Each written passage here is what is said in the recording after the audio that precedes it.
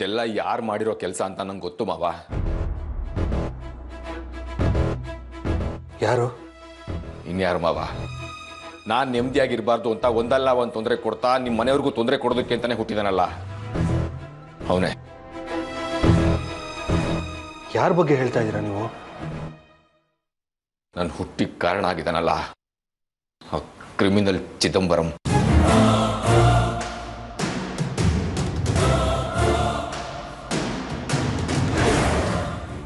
ಚಿದಂಬರಂ ಇಷ್ಟೆಲ್ಲ ಮಾಡಿಸ್ತಾನ? ನನಗೇನೋ ನಂಬಿಕೆ ಬರ್ತಿಲ್ಲ. ಏನ್ ಮಾವ ಹೀಗೆ ಹೇಳ್ತಾ ಇದ್ದೀರಾ?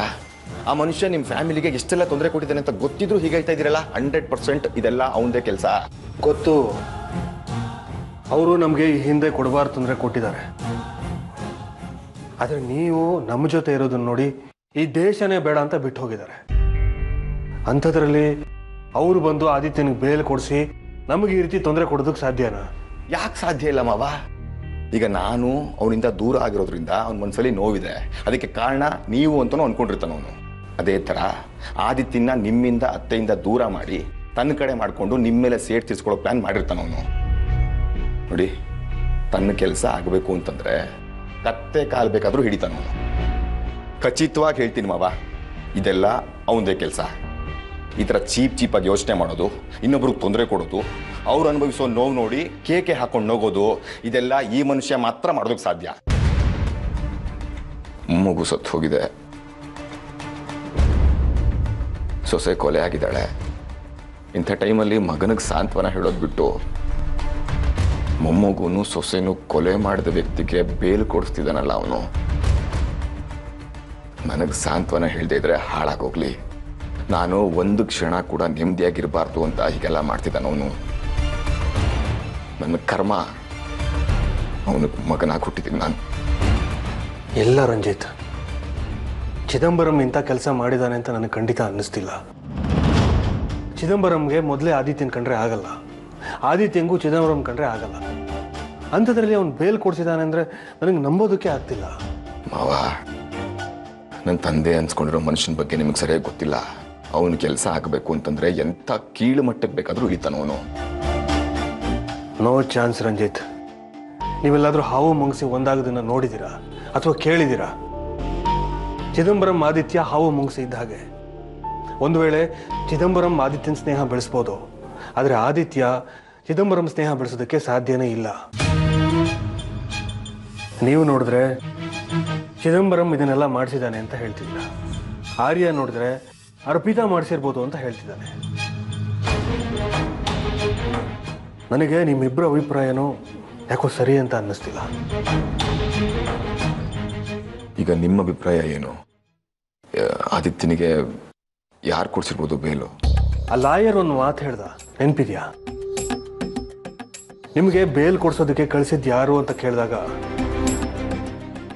ಆದಿತ್ಯನಿಗೆ ತುಂಬಾ ಬೇಕಾಗಿರೋರು, ಆರತಿಗೆ ತುಂಬಾ ಪರಿಚಯ ಇರೋರು, ನಿಮಗೆ ಗೊತ್ತಿರೋರು ಅಂತ ಹೇಳ್ದ.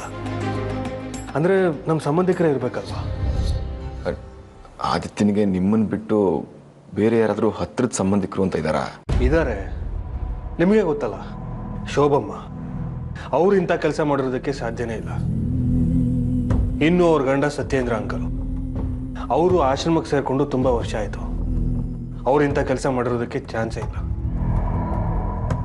ಇನ್ನು ಉಳಿದಿರೋದು ಅಂದ್ರೆ ಆದಿತ್ಯನ ತಾಯಿ ಆರತಿಯವ್ರು ಮಾತ್ರ.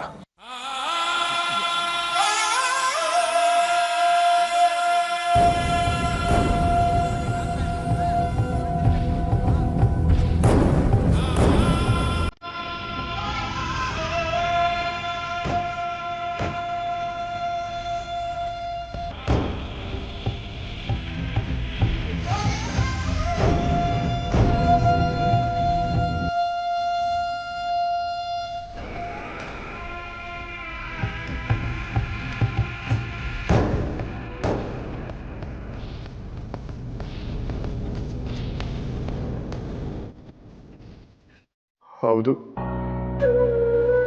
ನಾನೇನು ಅಂತ ನಮ್ಮ ತಾಯಿ ಗೊತ್ತಾಗೋಗಿ ಮಾಡಲೇಬೇಕು. ಹಾಗಾದ್ರೆ ಅವತ್ತೇನು ನಡೀತು ಅಂತ ಹೇಳಿ ಆದಿತ್ಯ ಅವರೇ.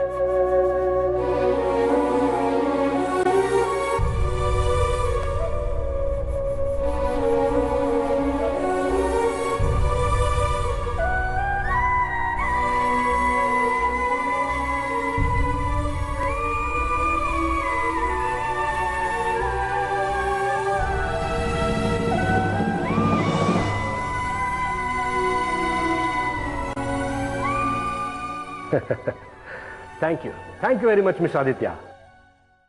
ಇನ್ನು ಮುಂದೆ ನನ್ನ ಚದುರಂಗದ ಆಟ ಹೇಗಿರುತ್ತೆ ಅಂತ ನೀವೇ ನೋಡ್ತಾ ಇರಿ. ಬರ್ತೀನಿ.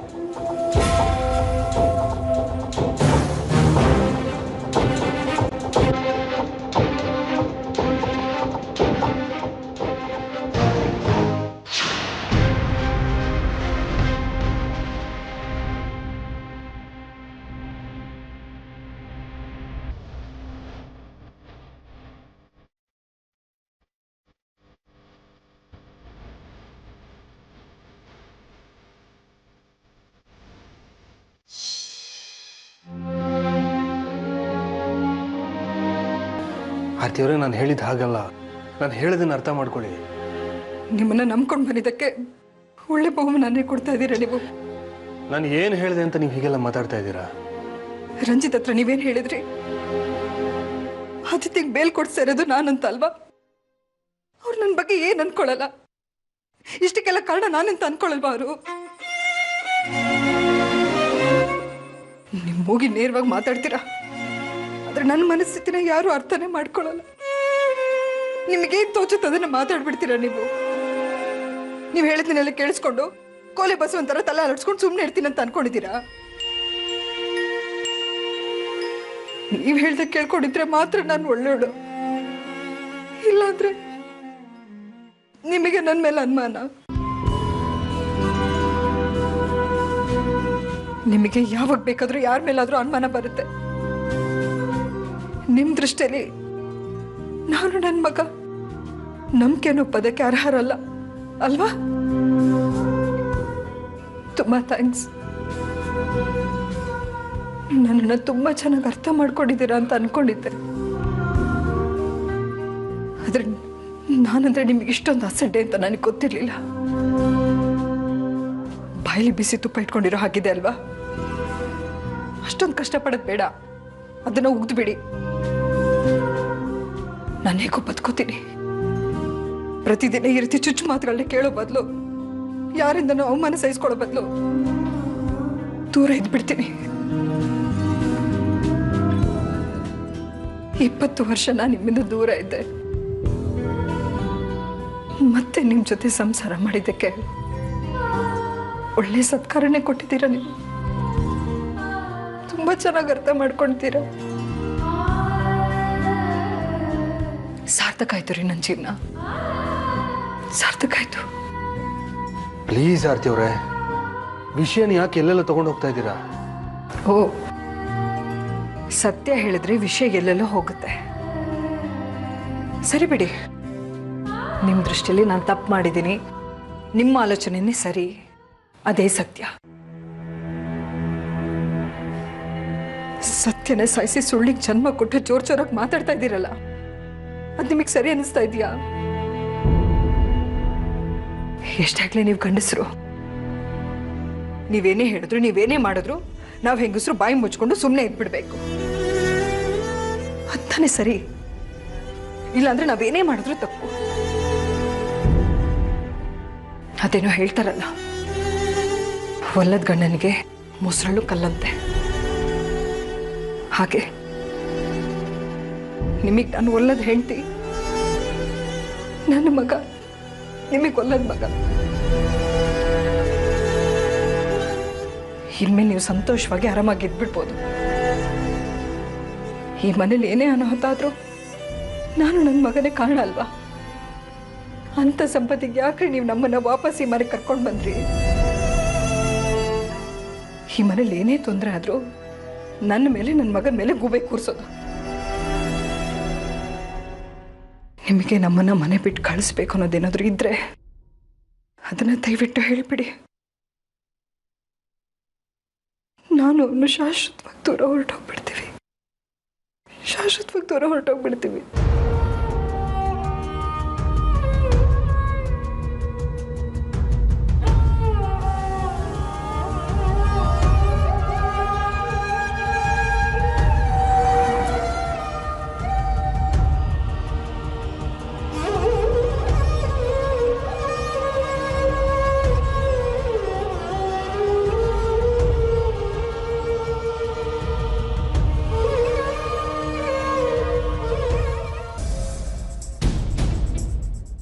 ಡ್ಯಾಡಿ ಯಾಕೆ ಫೋನ್ ರಿಸೀವ್ ಮಾಡ್ತಿಲ್ಲ? ಅಮ್ಮಂಗೆ ಟ್ರೈ ಮಾಡೋಣ.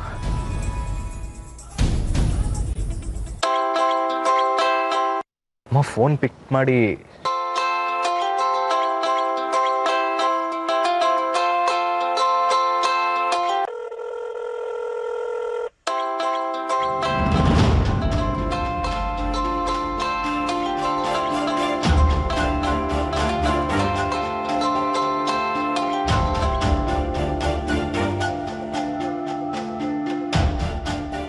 ಹಲೋ ಅಮ್ಮ, ಎಷ್ಟೊತ್ತು ಫೋನ್ ಪಿಕ್ ಮಾಡೋದಕ್ಕೆ? ಡ್ಯಾಡ್ ಹತ್ರ ಒಂದು ಅರ್ಜೆಂಟ್ ವಿಷಯ ಹೇಳಬೇಕಿತ್ತು. ಅವರಲ್ಲಿ ಇದ್ದಾರಾ? ಇದ್ರೆ ಒಂಚೂರು ಫೋನ್ ಕೊಡಿ. ಹಲೋ ಹಲೋ ಅಮ್ಮ, ಯಾಕೇನು ಮಾತಾಡ್ತಿಲ್ಲ? ನನಗೇನಾದರೂ ಆದರೆ ನಿಮ್ಗೇನು ಹೇಳಿ? ಸತ್ತಿದ್ದೀನೋ ಬದುಕಿದ್ದೀನೋ ಅಂತ ಈ ಮನೇಲಿ ಯಾರೂ ಕೇಳೋರಿಲ್ಲ. ಎಲ್ಲಾನು ಹೊತ್ತಕ್ಕೂ ನಾನೇ ಕಾರಣ. ಅಮ್ಮ ಏನಾಯ್ತು?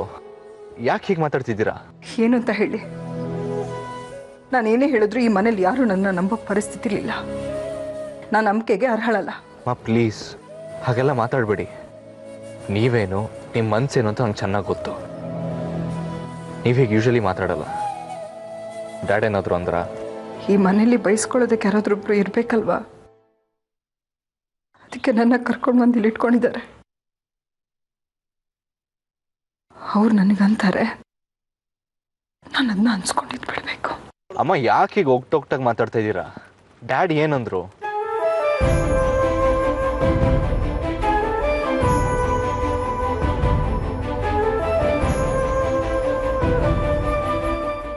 ಅಮ್ಮ ಪ್ಲೀಸ್ ಡ್ಯಾಡ್ ಹತ್ರ ಬಂದು ನಾನು ಮಾತಾಡ್ತೀನಿ. ನೀವೇನಕ್ಕೂ ಬೇಜಾರು ಪಡ್ಕೊಳ್ಳೋದಕ್ಕೆ ಹೋಗ್ಬೇಡಿ. ಬೇಡ, ಅದಕ್ಕೂ ನನ್ನನ್ನೇ ದೂಷಣೆ ಮಾಡ್ತಾರವ್ರು. ಮಗನ ಹತ್ರ ಚಳಿ ಹೇಳಿದ್ದೀನಿ ಅಂತ ನನ್ನ ಬಗ್ಗೆ ತಪ್ಪು ತಿಳ್ಕೊತಾರೆ, ಏನೇನೋ ಮಾತಾಡ್ಕೋತಾರೆ.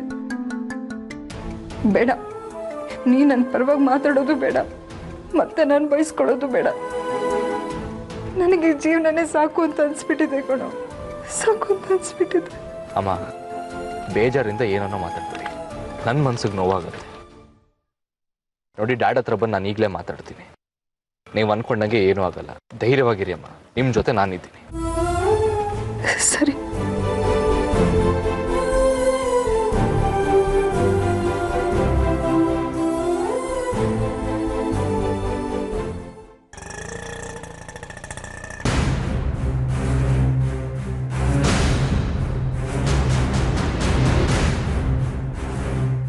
ನಮಸ್ಕಾರ ಸರ್. ಎಲ್ಲಿಂದ ಬರ್ತಿದ್ಯಾ?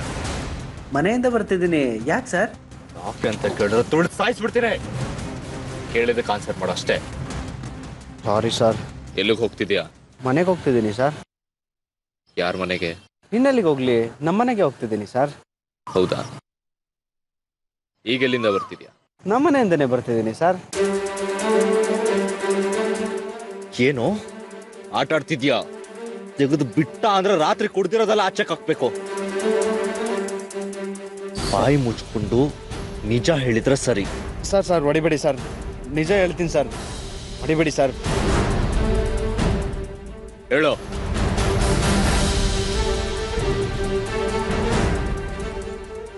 ಏನೋ ಯೋಚನೆ ಮಾಡ್ತಿದ್ಯಾ? ಸತ್ಯ ಬೊಗಳು, ಇಲ್ಲಾಂದ್ರೆ ನಿನ್ ಫ್ರೆಂಡ್ಗಾಗಿರೋ ಗತಿನೇ ನಿನಗೂ ಆಗೋದು.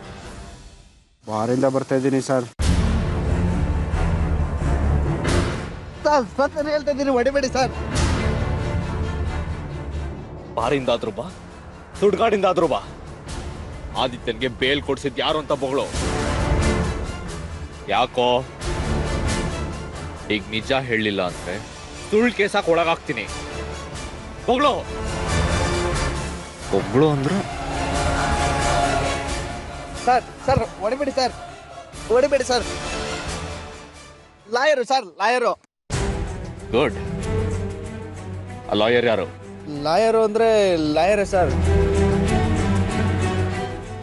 ಏನೋ ನನ್ನ ಹತ್ರನೇ ಕಾಮಿಡಿ ಮಾಡ್ತೀಯ? ಲಾಯರ್ನ ಲಾಯರ್ ಅಂದೆ, ಇನ್ನೇನು ಕ್ಲೀನರ್ ಅಂತಾರ? ಮುಚ್ಕೊಂಡು ಆ ಲಾಯರ್ ಯಾರು, ಯಾರು ಕೆಲಸ ಮಾಡ್ತಿದ್ದಾರೆ ಅಂತ ಹೇಳಿದ್ರೆ ಸರಿ. ಇಲ್ಲ ಅಂದ್ರೆ ಸರ್ ಸರ್ ಹೊಡಿಬೇಡಿ ಸರ್, ನಿಜ ಏನಂತ ಹೇಳ್ತೀನಿ ಸರ್, ಹೊಡಿಬೇಡಿ ಸರ್.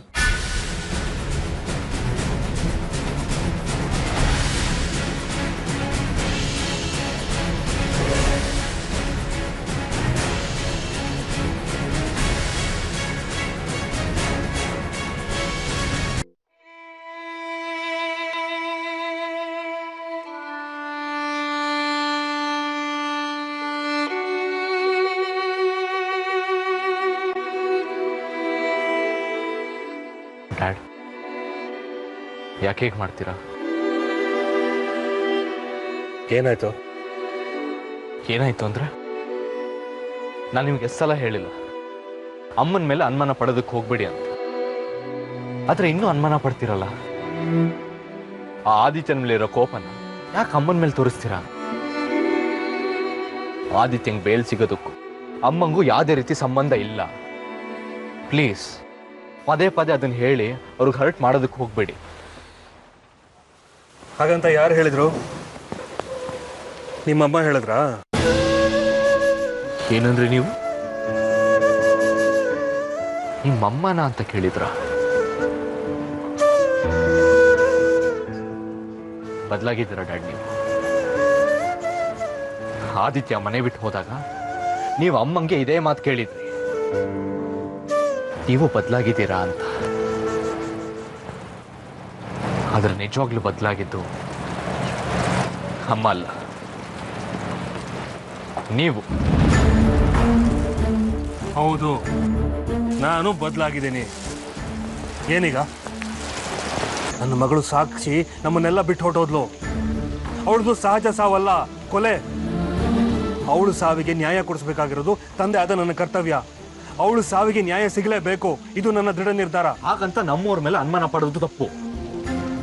ಸತ್ಯ ಏನು ಅಂತ ಪ್ರಮಾಣಿಸಿ ನೋಡಿ ಆಮೇಲೆ ಬೆಟ್ ಮಾಡ್ಬೇಕಾಗತ್ತೆ. ಇಲ್ಲ ಅಂದ್ರೆ ನಂಬಿಕೆ ಅನ್ನೋದು ಕಳ್ಚಿ ಹೋಗುತ್ತೆ. ಕಳ್ಚಿದ್ರ ಜೀವನ ಪರ್ಯಂತ ಸಫರ್ ಪಡ್ಬೇಕಾಗತ್ತೆ. ಸಫರ್ ಪಡ್ಬೇಕಾಗುತ್ತೆ.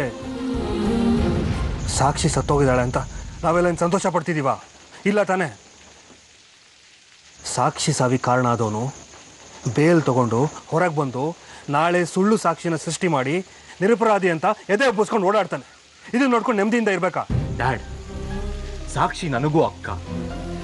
ಅವಳ ಸಾವಿಗೆ ನ್ಯಾಯ ಕೊಡಿಸೋದು ನನ್ನ ಜವಾಬ್ದಾರಿ ಕೂಡ. ಪ್ಲೀಸ್ ನಾನು ಹೇಳೋದನ್ನ ಸ್ವಲ್ಪ ಅರ್ಥ ಮಾಡ್ಕೊಳ್ಳಿ. ಅಮ್ಮನ ಮೇಲೆ ಅನುಮಾನ ಪಡೋದಕ್ಕೆ ಹೋಗ್ಬೇಡಿ. Good, very good. ಇಷ್ಟು ದಿನ ನನ್ನ ಎದುರಿಗೆ ನಿಂತು ಮಾತಾಡ್ತಾ ಇದ್ದವನು ಇವತ್ತು ನನ್ನ ಎದುರು ನಿಂತು ಮಾತಾಡ್ತಾ ಇದೆಯಾ? ಪರವಾಗಿಲ್ವೇ?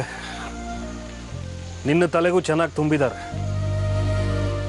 ಇಷ್ಟು ದಿನ ತನ್ನ ಮಗ ಮಾಡಿದ್ದೆಲ್ಲ ಸರಿ ಅಂತ ಅನ್ಕೊಂಡು ಓಡಾಡ್ತಿದ್ರು. ಈಗ ಅವನ ಜಾಗದಲ್ಲಿ ನಿನ್ನನ್ನು ತರೋದಕ್ಕೆ ನೋಡ್ತಿದ್ದಾರೆ. ಡ್ಯಾಡ್, ನಾನು ಏನೋ ಹೇಳಿದ್ರೆ ನೀವೇನೋ ಅರ್ಥ ಮಾಡ್ಕೊಳ್ತಿದ್ದೀರಲ್ಲ. ನಾನು ಹೇಳ್ತಿರೋದಿಷ್ಟೇ, ಅಮ್ಮನ ಮೇಲೆ ಅನುಮಾನ ಪಡೋದಕ್ಕೆ ಹೋಗ್ಬೇಡಿ ಅಂತ. ಅದಕ್ಕೆ ನಾನು ಹೇಳ್ಬಾರ್ದೇನೋ ಹೇಳಿದ್ದೀನಿ ಅನ್ನೋ ಥರ ರಿಯಾಕ್ಟ್ ಮಾಡ್ತಿದ್ದೀರಲ್ಲ. ಸಮಾಧಾನದಿಂದ ನಾನು ಏನು ಹೇಳ್ತೀನಿ ಅಂತ ಅರ್ಥ ಮಾಡ್ಕೊಳ್ಳಿ ಪ್ಲೀಸ್. ನಾನೇನು ಅಂತ ನನಗೆ ಚೆನ್ನಾಗಿ ಗೊತ್ತಿದೆ. ನೀನು ನನಗೆ ಅರ್ಥ ಮಾಡಿಸೋದಕ್ಕೆ ಬರಬೇಡ. ನನ್ನ ಮಾತು ಯೋಚನೆ ಎರಡೂ ಸ್ಪಷ್ಟವಾಗೇ ಇರುತ್ತೆ. ಇನ್ನೊಬ್ರನ್ನ ಅನುಮಾನಿಸೋದಕ್ಕೆ ನನಗೆ ಬರಲ್ಲ.